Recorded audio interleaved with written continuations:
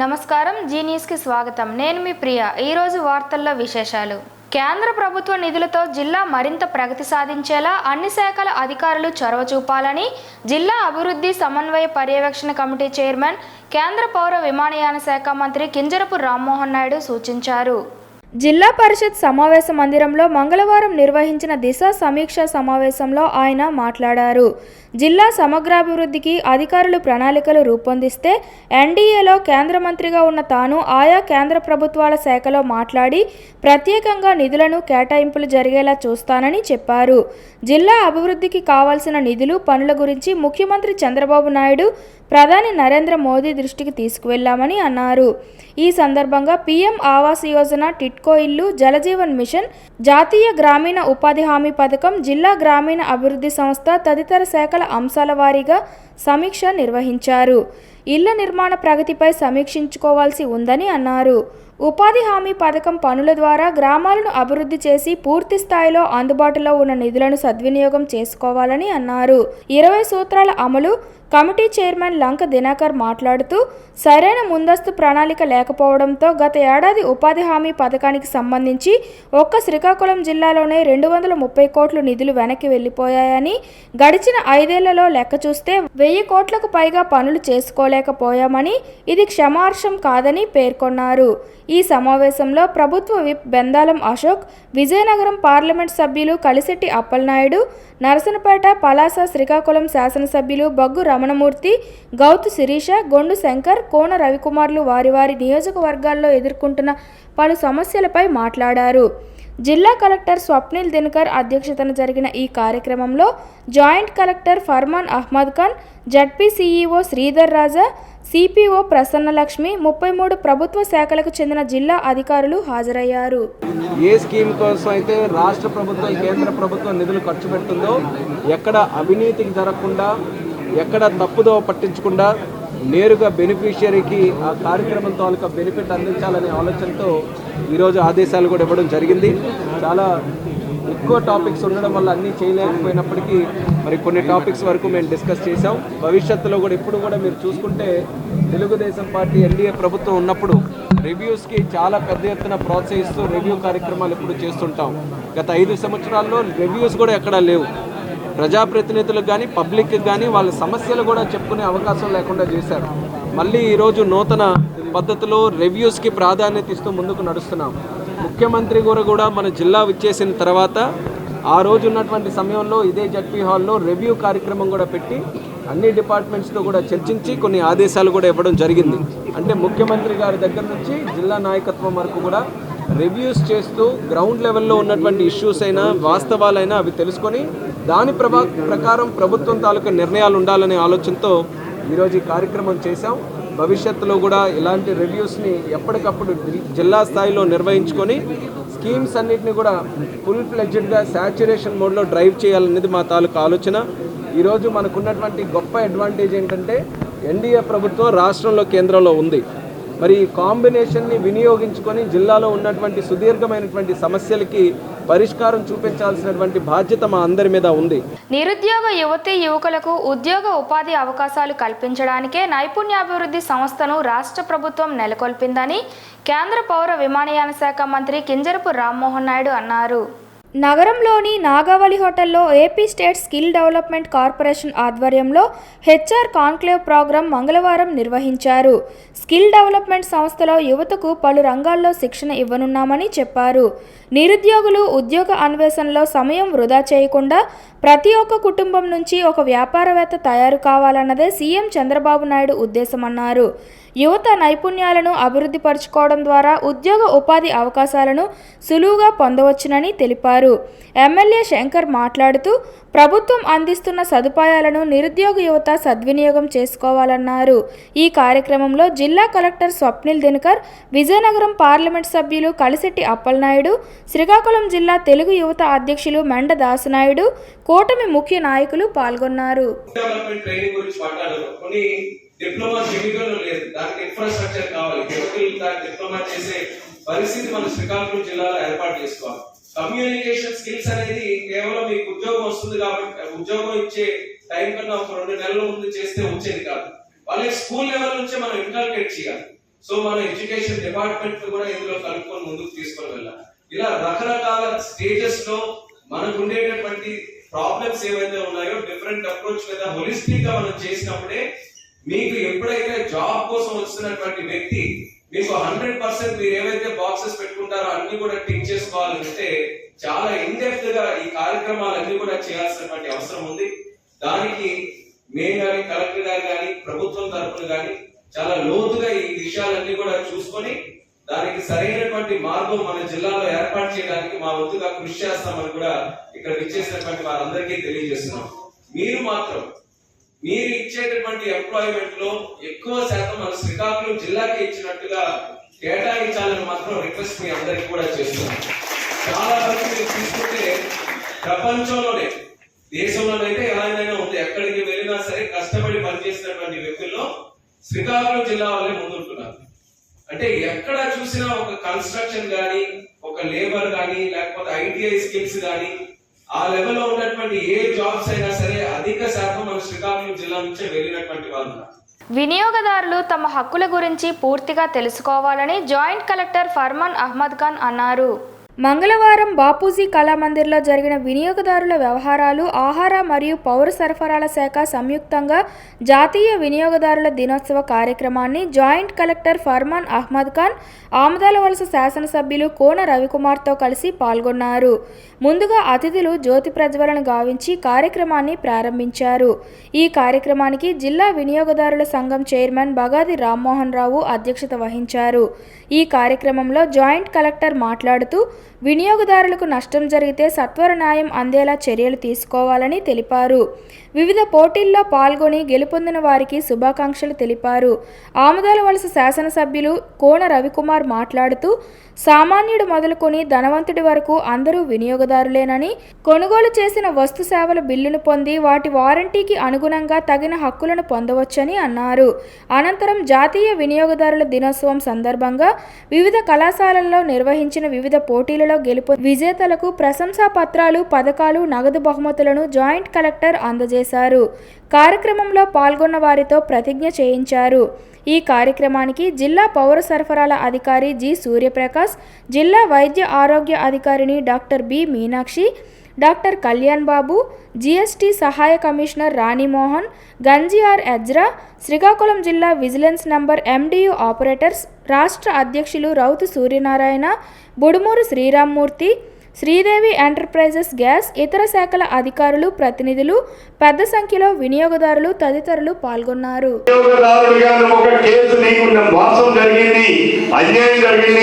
నష్టం జరిగింది అంటే మనం అది తెలుసుకోవాలంటే ముందు రిసిప్ట్ తీసుకోవాలి. మనం ప్రతి కొన్నటువంటి వస్తువుకి ఎంతమంది తీసుకుంటున్నాం, అది తీసుకొని అక్కడే పడేస్తుంటారు. కానీ మళ్ళీ ఫిర్యాదు చేయాలి అంటే నీ దగ్గర రిసిప్ట్ ఉండదు. ఈరోజు మనం కంప్లైంట్ చేయాలంటే జిల్లాలో వినియోగదారుల కమిషన్ ఉంది. వినియోగదారుల కమిషన్ లో ఒకప్పుడు మనం ఎక్కడైనా వస్తువు కొంటే అక్కడే మనం ఆ జిల్లాలోనే కంప్లైంట్ ఇవ్వాలి. కానీ ఇప్పుడు ఆన్లైన్ పర్చేసింగ్స్ వచ్చాయి. ఆన్లైన్ లో ఆర్డర్ చేస్తే స్విగ్గీ వాడు వచ్చి హోటల్ తీసుకొచ్చి మన ఇంటికి బిర్యానీ తీసుకొచ్చి ఇస్తున్నాడు. ఆన్లైన్ లో మనం ఎన్నో బట్టలు బుక్ చేస్తున్నాం. ఆన్లైన్ లో మనం అనేక వస్తువులు బుక్ చేస్తున్నాం. వాటి కోసం కూడా చట్టం ఉండాలి. అవి నాణ్యమైనవా కాదా ఏ రకంగా మనం తెలుసుకోవాలనడానికి 2019లో మనం చట్టాన్ని కొంత అమెండ్ చేశాం. ఈ రోజు ఇంకా వినియోగదారుల కమిషన్ లో మనం కంప్లైంట్ చేయాలంటే ఇంతకు ముందు అక్కడికే వెళ్ళాలి. ఇప్పుడు ఆ పరిస్థితి లేకుండా చట్టంలో మార్పులు చేశాం. డిజిటలైజేషన్, వాట్సాప్ ద్వారా కూడా నువ్వు కంప్లైంట్ ఇవ్వచ్చు. ఈవెన్ వర్చువల్ ద్వారా నువ్వు కోర్టుకు పోకుండానే నీ ఇంటిలో ఉండి కూడా నువ్వు నీ కేసులు నువ్వు ఆర్గ్యుమెంట్ చేసుకునే అవకాశం ఈరోజు ఈ చట్టంలో కూడా పొందుపరిచారు. స్థానిక 43వ డివిజన్ హైతనగరంలో గత కొన్ని సంవత్సరాల నుండి లో వోల్టేజ్ సమస్యను ఎలక్ట్రికల్ అధికారులతో TDP ex AMC director Bolla Nagendra Yadav సరిచేశారు.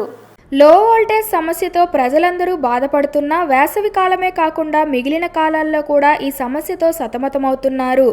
ఎన్నిసార్లు కంప్లైంట్ చేసినా ఈ సమస్యను పరిష్కరించే మార్గం కనబడలేదు. ఎమ్మెల్యే గొండు శంకర్ వద్దకు ఈ సమస్యను తీసుకువెళ్లగా వెంటనే స్పందించి స్థానిక ఎలక్ట్రికల్ అధికారులతో మాట్లాడి హైతనగరంలో వెంటనే ఒక ట్రాన్స్ఫార్మర్ని ఏర్పాటు చేయమని ఆదేశించగా స్థానిక అధికారులు వచ్చి ట్రాన్స్ఫార్మర్ని ఏర్పాటు చేయడం జరిగింది. దీంతో హైతనగరం ప్రజలందరూ కూడా ఎమ్మెల్యేకు ధన్యవాదాలు మరియు కృతజ్ఞతలు తెలియజేశారు. ఈ కార్యక్రమంలో TDP ex AMC director Bolla Nagendra Yadav, TDP నాయకులు యలమంచిలి కృష్ణ యాదవ్, కొర్నాన రాము యాదవ్, సప్ప రమేష్ యాదవ్, సబ్బి రాము, పవన్ కుమార్లతో పాటు జనసేన నాయకులు కోండ్రు వరప్రసాద్, రాజా యాదవ్, శివులతో పాటు అక్కడి ప్రజలందరూ పాల్గొన్నారు. ఎస్ఎఫ్ఐ ఆధ్వర్యంలో 43వ జిల్లా మహాసభలను జయప్రదం చేయాలని కోరుతూ ఫ్లాష్ మాబ్స్ కార్యక్రమాన్ని నిర్వహించారు. ఈ సందర్భంగా ఎస్ఎఫ్ఐ జిల్లా కార్యదర్శి బి హరీష్ మాట్లాడుతూ విద్యారంగంలో ఉండే సమస్యలపైన విద్యార్థుల హక్కుల కోసం మాత్రమే కాకుండా సమాజాన్ని చైతన్యపరిచేందుకు సామాజిక స్పృహ కలిగినటువంటి సంఘం ఎస్ఎఫ్ఐ సంఘం అని అన్నారు. దానికోసమే మాదక ద్రవ్యాల రహిత సమాజం కోసం మహిళలపై జరుగుతున్న అత్యాచారాలను అరికట్టాలని చెప్పి ప్రభుత్వ రంగ సమస్యలు ప్రైవేటీకరణ ఆపాలని డిమాండ్ చేస్తూ శ్రీకాకుళం నగరంలో ముఖ్యమైన కోడలి వద్ద డాన్స్ కార్యక్రమం ద్వారా సమాజాన్ని చైతన్యపరిచే కార్యక్రమాలు చేస్తున్నామని అన్నారు. నేటి సమాజంలో మాదక ద్రవ్యాల వాడకం వల్ల యువత మత్తుబారిన పడడం చాలా బాధాకరమని, వాటి బారిన పడకుండా విద్యార్థుల్లో చైతన్యపరిచేందుకు ఈ కార్యక్రమాలు ఎంతగానో ఉపయోగపడతాయని అన్నారు. అలాగే నేడు దేశంలో కానీ రాష్ట్రంలో కానీ మహిళలపై జరుగుతున్న దాడులు లెక్కలేనివని, కేంద్ర రాష్ట్ర ప్రభుత్వాలు మహిళా సంక్షేమం కోసం, మహిళా సాధికారత కోసం వాగ్దానాల్లోనే తప్ప వాస్తవాలలో ఎటువంటి చర్యలు తీసుకోవడం లేదని అన్నారు. వీటి సాధన కోసం ఎస్ఎఫ్ఐ ఎంతగానో పోరాడుతుందని అన్నారు. ముఖ్యంగా ప్రభుత్వ రంగ సంస్థలలో ప్రైవేటీకరణలో కీలకమైనటువంటిది వైజాగ్ స్టీల్ ప్లాంట్లో 2 లక్షల మందికి ఉపాధి అవకాశాలు ఉన్నాయని, అది ప్రైవేటీకరణ అయితే యువతకు ఉపాధి అవకాశాలు నిర్వీర్యం అవుతాయని ఆవేదన వ్యక్తం చేశారు. అలాగే విద్యారంగ సమస్యలను పరిష్కరించాలని ఈ సందర్భంగా డిమాండ్ చేశారు. ఈ కార్యక్రమంలో ఎస్ఎఫ్ఐ నాయకులు చందు చిన్నారావు, దివ్య తదితరులు పాల్గొన్నారు. రాజాం నియోజకవర్గం రేగడి, సంతకవిటి మండలాలలో గతంలో జరిగిన దొంగతనాలలో చోరీ సొత్తును నిందితుడి నుండి రికవరీ చేసినట్లు Rajam rural CI H Upender Rao తెలిపారు. ఈ నెల 8వ తేదీన రేగడ మండలం తునివాడ గ్రామంలో వంజరపు లలితమ్మ ఇంట్లో 2 తులాలు దొంగతనం జరిగినట్లు ఫిర్యాదు చేసిందన్నారు. ఈ విషయంపై రేగడి ఎస్ఐ పి నీలావతి తన సిబ్బందితో దర్యాప్తు చేసి చోరీకి పాల్పడ్డ శ్రీరామ బలరాజును అదుపులోకి తీసుకొని విచారించారు. కాగితపల్లి, కొండగూడెం, దేవుదాల గ్రామాలలో దొంగతనాలు చేశాడని, చోరీలకు సంబంధించి మొత్తం 90 గ్రాముల నగలు, వెండి పట్టీలు, 5,000 రూపాయలు నగదు రికవరీ చేసి నిందితుడిని అరెస్ట్ చేశామన్నారు. 8వ తారీఖులో ఆర్ఎంఎల్స్ మండలం తురువాడ విలేజ్ నుంచి వందరపు లలితమ్మ అనే ఒక మహిళ కంప్లైంట్ అవ్వడం జరిగింది. వాళ్ళ ఇంట్లో ముందు రోజు రాత్రి దొంగతనం జరిగి ఎవరో గుర్తెళ్ళిన దొంగలు సుమారు 2 తులాలు విలువ చేసే చైన్ దొంగలించినట్టు కంప్లైంట్ ఇవ్వడం జరిగింది. దానిపైన ఆర్ఎంఎల్స్ ఎస్ఐ గారు ప్రత్యేక టీమ్స్ని ఏర్పాటు చేసుకుని ఇన్వెస్టిగేషన్ చేస్తున్న క్రమంలోనే ఈరోజు ఉదయం పాలకొండ మండలం ఎరకరాయపురం విలేజ్కి చెందిన శ్రీరామ్ బాలరాజు అనే వ్యక్తిని అదుపులోకి తీసుకుని ప్రశ్నించడం జరిగింది. ప్రశ్నిస్తే ఆయన అతని దగ్గర ఉన్నటువంటి ప్రాపర్టీని చూపుతూ ఈ నేరంను అతనే చేసినట్టుగా ఒప్పుకోవడం జరిగింది. తదుపరి ఇంకేమైనా నేరాలు చేశాడేమో అని చెప్పేసి మేము విచారించగా అతను గత సంవత్సరం కొండగూడెంలో ఒక ఇంట్లో దొంగతనం చేసినట్టుగా, అదేవిధంగా కాగితాపల్లి తర్వాత దేవదాల విలేజెస్లో కూడా దొంగతనాలు చేసినట్టుగా వాటి తాలూకు ప్రాపర్టీ అంతా కూడా తన వద్దే ఉన్నట్టు, మిగిలిన కొంత ప్రాపర్టీని పాలకొండ కీర్తన జ్యువెలరీ అండ్ ఫైనాన్స్ వాళ్ళ దగ్గర తాకట్లో ఉంచినట్టుగా మనకి ఆయన సమాచారం ఇవ్వడం అనేది జరిగింది. దాంతో మేము ఆయన్ని అదుపులోకి తీసుకోవడం జరిగింది. సుమారు ఆయన దగ్గర నుంచి మనం 90 గ్రాముల బంగారం, 30 తులాలు వెండి సీజ్ చేయడం అనేది జరిగింది. శ్రీకాకుళం నగరవాసులకు, చిన్నారులకు వినోదాన్ని అందించే ఎగ్జిబిషన్ను అందుబాటులో ఉంచడం అభినందనీయమని శ్రీకాకుళం ఎమ్మెల్యే గొండు శంకర్ అన్నారు. నగరంలోని తుమ్మా వీధిలో సోమవారం శ్రీ వెంకటేశ్వర ట్రేడ్ ఫెయిర్ ఎగ్జిబిషన్ను ఎమ్మెల్యే శంకర్ ప్రారంభించారు. ఈ సందర్భంగా ఎమ్మెల్యే మాట్లాడుతూ సామాన్యులకు మధ్యతరగతి వారికి అందుబాటులో ఉండేలా ధరలు ఉంచి వినోదాన్ని అందించాలని నిర్వాహకులకు సూచించారు. నగరవాసులకు వినోదం ఆట విడుపు తప్ప మరో ప్రత్యామ్నాయం లేదని, ఈ స్థితిలో ట్రేడ్ ఫెయిర్ ఎగ్జిబిషన్ అవసరమన్నారు.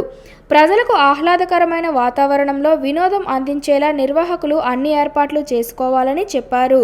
ఎటువంటి ప్రమాదాలు జరగకుండా ముందస్తు జాగ్రత్తలు పాటించడంతో పాటు సంబంధిత శాఖల నుంచి అనుమతులు పొందాలని నిర్వాహకులకు సూచించారు.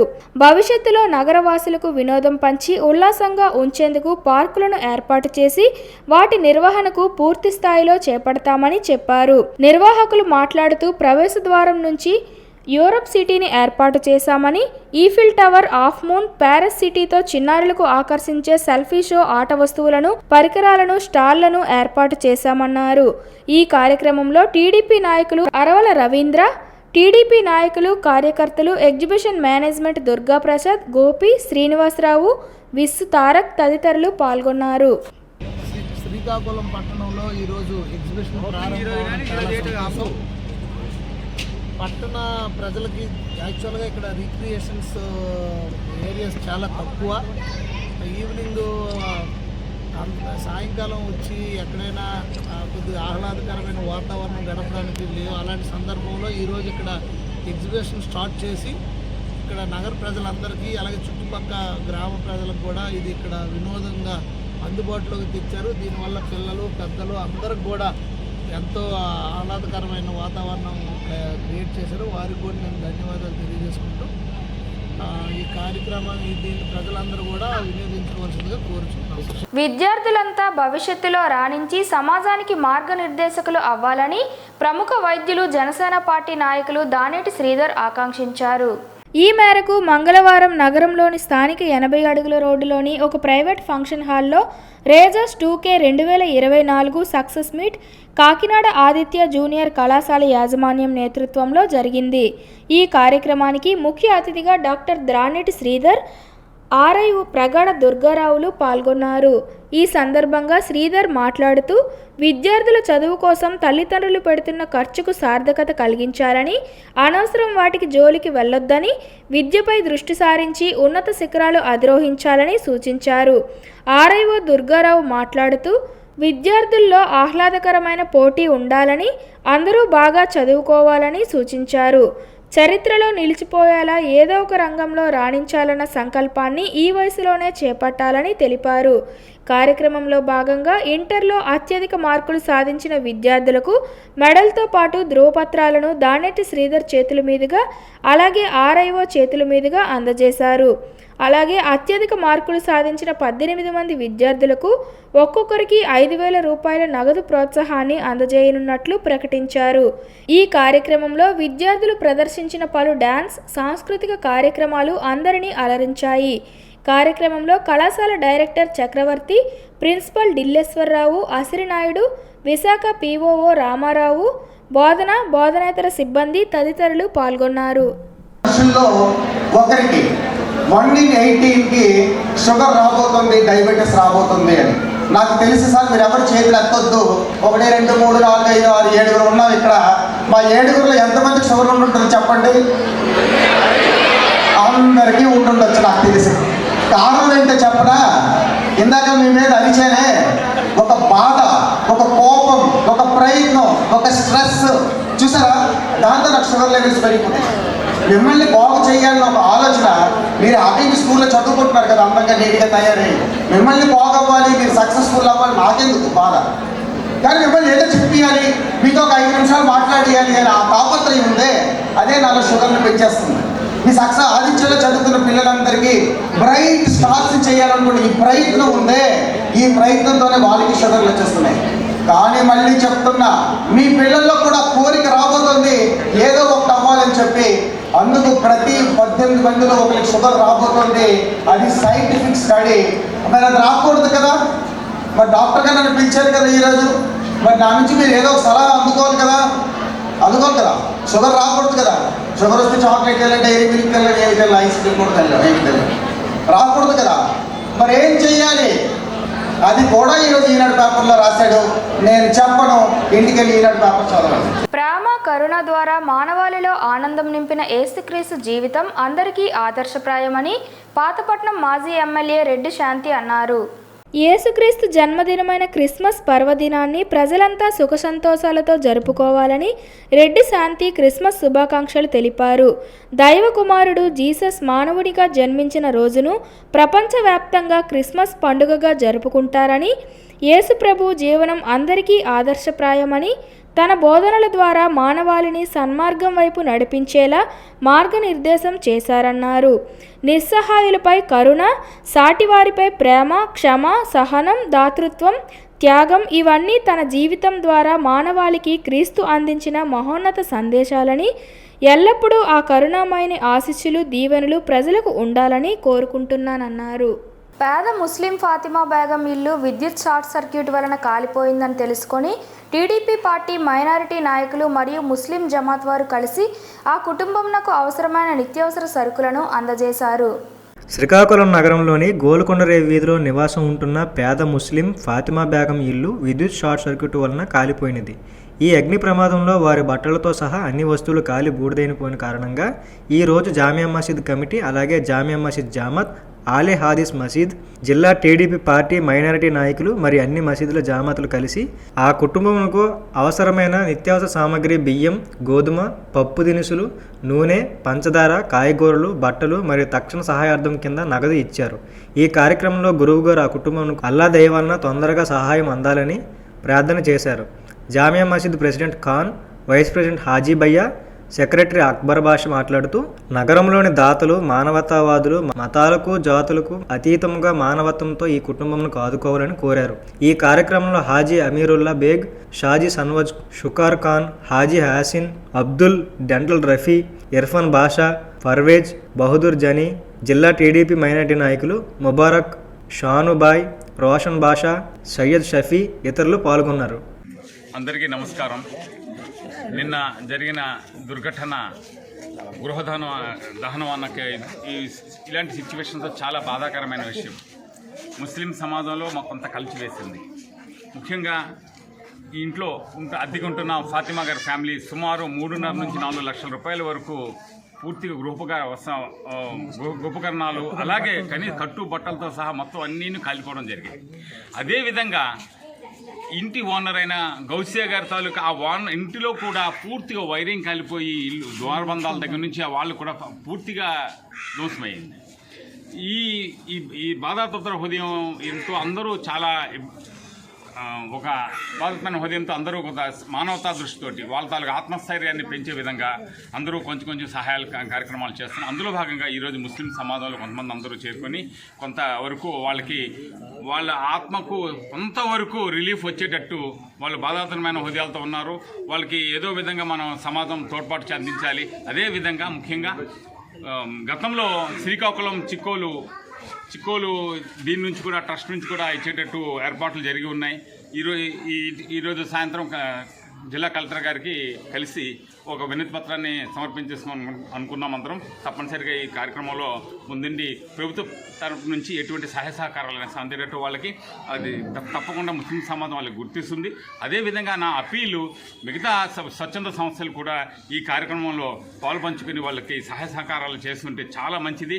అందరూ ఐకమత్యంగా ఉన్న ఈ శ్రీకాకుళంలో ఈ ఘటన జరగడం చాలా దురదృష్టకరం.